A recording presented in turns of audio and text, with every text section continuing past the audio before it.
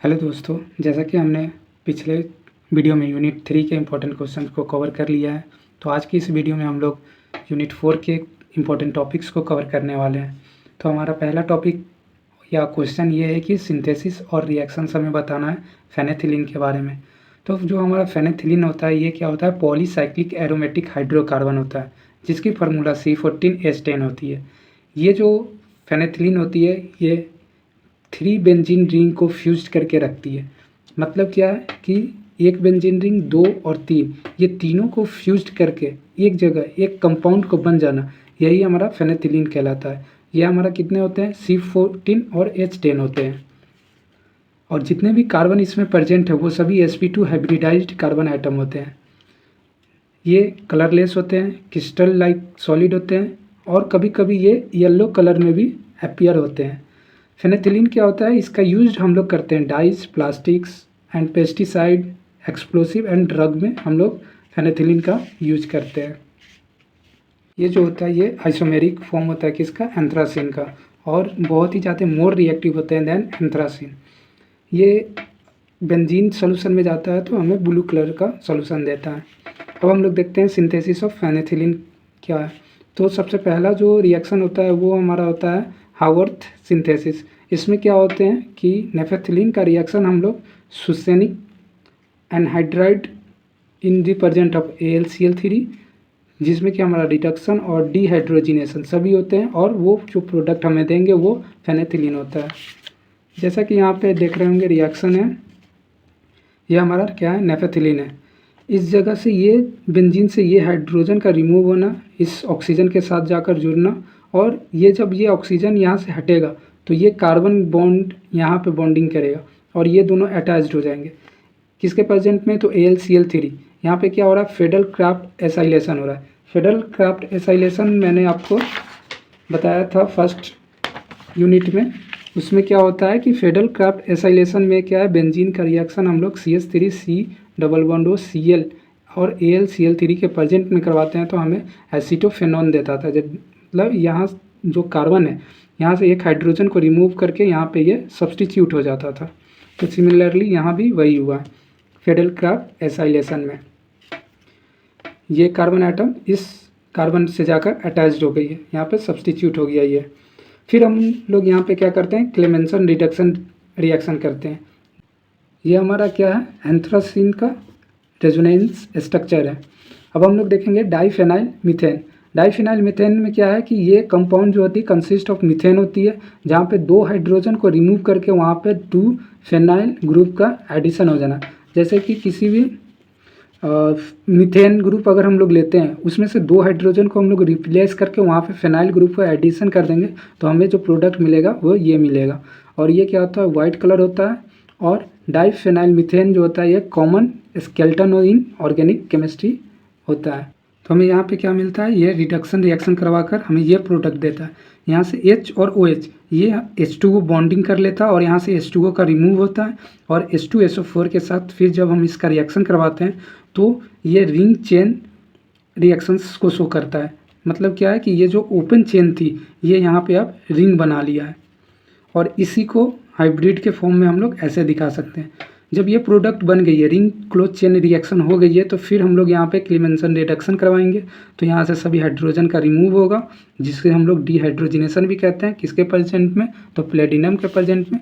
और हमें जो प्रोडक्ट मिलेगा वो फेनेथिलीन मिलेगा।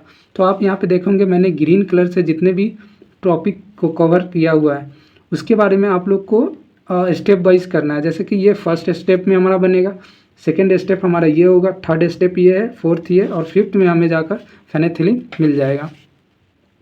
जो हमारा दूसरा रिएक्शन होता है, सिंथेसिस होता है, वो डाइबेंजाइल से भी मिल सकता है। जैसे कि ये जो डाइबेंजाइल है, इसका रिएक्शन अगर हम लोग हीट देंगे तो यहाँ से 2H2O, हमारा यहाँ से 2H2 निकालेगा। तो जैसे ही यहाँ से H2 निकलेगा, यहाँ फ्री रेडिकल बनेंगे।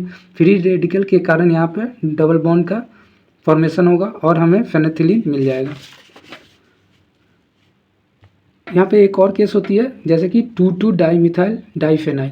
इसके अकॉर्डिंग भी हम लोग क्या करते हैं? फेनेथिलीन का प्रोडक्ट हमें मिलता है।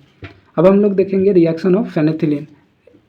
तो इस केस में क्या है कि any reaction will undergo electrophilic substitution reaction या एडिशन रिएक्शन। कौन सा पोजीशन पे जाएगा, तो 9 या 10 पोजीशन पे हमारा इलेक्ट्रोफिलिक सब्स्टिट्यूशन रिएक्शन। जितने भी फंक्शनल ग्रुप आएंगे वो कहाँ पे अटैच होंगे, हमारे 9 या 10 ग्रुप पे अटैच होंगे। जैसे कि पहला रिएक्शन हमारा क्या है, रिएक्शन विद हाइड्रोजन ग्रुप। इस केस में क्या है, CCl4 और क्लोरीन के प्रेजेंट में जब हम लोग फेनेथिलीन का रिएक्शन करवाते हैं तो हमें 9 क्लोरोफेनेथिलीन मिलता है। जैसे कि 9 पोजीशन पे हमारा ये क्लोरीन एटम का अटैच हो जाना। तो 9th, ये ज़रूरी नहीं है कि यही हमेशा 9 होगी। ये जब हम लोग नंबरिंग करते हैं तो यहाँ 1 इधर से भी ले सकते हैं या इधर से भी कार्बन एटम को काउंट कर सकते हैं। जो हमारा दूसरा रिएक्शन है वो है फेडल क्राफ्ट एसाइलेशन। फेडल क्राफ्ट एसाइलेशन में क्या होता है, फेनेथिलीन का रिएक्शन हम लोग एसेटाइल क्लोराइड के साथ करवाते हैं तो हमें 9 एसेटाइल फेनेथिलीन मिलता है। 9th पोजीशन पे हमारा एसेटाइल फेनेथिलीन बन जाता है। थर्ड रिएक्शन क्या है हमारा, नाइट्रेशन। नाइट्रेशन मीन्स क्या है, HNO3 के रिएक्शन H2SO4 के प्रेजेंट में फेनेथिलीन से करवाएंगे तो हमें 9 नाइट्रोफेनेथिलीन मिलता है। जो हमारा फोर्थ है वो है रिडक्शन। रिडक्शन हम लोग किसके साथ करवाएंगे, या तो सोडियम के साथ या तो C2H5OH इथाइल अल्कोहल के साथ। तो इस केस में हमें क्या मिलेगा, 9 या 10 डाई हाइड्रो फेनेथिलीन हमें मिलता है। कब, जब हम फेनेथिलीन के साथ रिएक्शन करवाएंगे। ऑक्सीडेशन के केस में क्या है कि यहाँ पे 3 रिएक्शन होते हैं। जैसे कि अगर हम लोग फेनेथिलीन का रिएक्शन Na2Cr2O7 के प्रेजेंट में H+ अगर यहाँ से निकल रही है तो यहाँ पे क्या हमें मिलेंगे, 9-10 फेनेथिलीन क्यूनियन मिलेगा। जो हमारा सेकेंड होता है इस ऑक्सीडेशन रिएक्शन में वो होता है H2O2 के प्रेजेंट में अगर CH3COOH एज ए कैटलिस्ट हम लोग यूज कर रहे हैं तो हमें मिलेगा डाईफेनोइक एसिड मिलेगा। और वही अगर हम लोग O2 और H2O2 के प्रेजेंट में करेंगे तो हमें डाईफेनाइल एल्डिहाइड मिलता है। अब हम लोग देखेंगे क्वेश्चन 2। क्वेश्चन 2 में क्या है कि write short note on naphthalene, anthracene and diphenyl methane. तो जो नेफेथिलीन होता है ये क्या होता है, एरोमेटिक हाइड्रोकार्बन होता है। फाउंड हमें कहाँ मिलता है, कोल तार या फिर क्रूड ऑयल में मिल जाएगा। नेफेथिलीन का यूज हम लोग किस लिए करते हैं, तो मैन्युफैक्चर करने में, प्लास्टिक, फ्यूल्स, डाइस वगैरह में हम लोग इसका यूज करते हैं। It is also use as fumigant insecticide. ये क्या करता है, सॉलिड को डायरेक्ट वेपर में कन्वर्ट कर देता है और इस प्रोसेस को हम लोग जानते हैं कि सब्लिमेशन कहते हैं। सब्लिमेशन क्या होता है कि सॉलिड को डायरेक्ट वेपर या गैस में कन्वर्ट कर देने को ही प्रोसेस को सब्लिमेशन कहते हैं। तो ये जो नेफेथिलीन हमने बताया इसका आपको स्ट्रक्चर भी बनाना पड़ेगा। तो वही स्ट्रक्चर यहाँ पे दिया हुआ है। ये जो है ये नेफेथिलीन है और ये बाकी जो बन रहे हैं ये रेजोनेंस स्ट्रक्चर है। तो आप ये बना देंगे तो काफ़ी अच्छी रहेगी।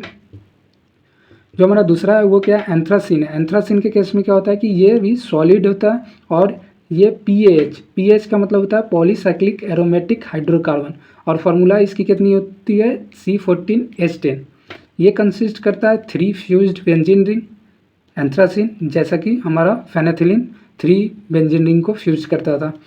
और इस केस में क्या हो रही है, ये भी हमें कोल तार से मिलती है और इसका यूज हम लोग करते हैं रेड डाइज या फिर अदर डाइज का प्रोडक्शन करने में। ये हमारा क्या है, एंथ्रासिन का रेजोनेंस स्ट्रक्चर है।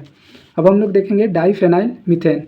डाईफेनाइल मीथेन में क्या है कि ये कंपाउंड जो होती है कंसिस्ट ऑफ मीथेन होती है, जहाँ पे 2 हाइड्रोजन को रिमूव करके वहाँ पे 2 फेनाइल ग्रुप का एडिशन हो जाना। जैसे कि किसी भी मीथेन ग्रुप अगर हम लोग लेते हैं उसमें से 2 हाइड्रोजन को हम लोग रिप्लेस करके वहाँ पे फेनाइल ग्रुप का एडिशन कर देंगे तो हमें जो प्रोडक्ट मिलेगा वो ये मिलेगा। और ये क्या होता है, वाइट कलर होता है। और डाईफेनाइल मीथेन जो होता है ये common skeleton in organic chemistry होता है।